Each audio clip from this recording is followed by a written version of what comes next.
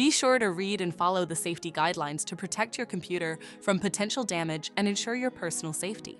For more information about safety guidelines, see the owner's manual at dell.com/support. Before you begin, turn off the computer and disconnect all the attached peripherals.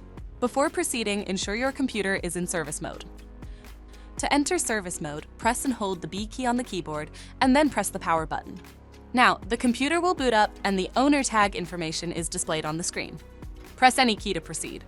The computer will emit 3 short beeps and shut down, indicating it has entered the service mode. Loosen the captive screws holding the base cover in place. Using a plastic scribe, pry the base cover from the palm rest assembly, starting at the top edge and working your way around to release it from all sides.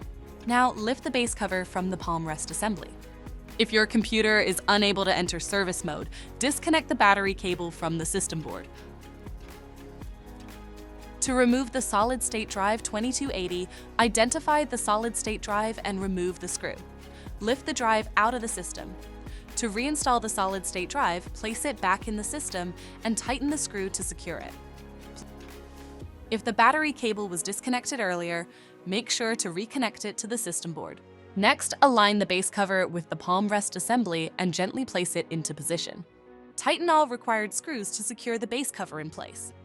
To exit service mode, connect the AC adapter and press the power button. Please note, the system will only power on and exit service mode if the adapter is connected. For more information about your Dell system, visit dell.com/support.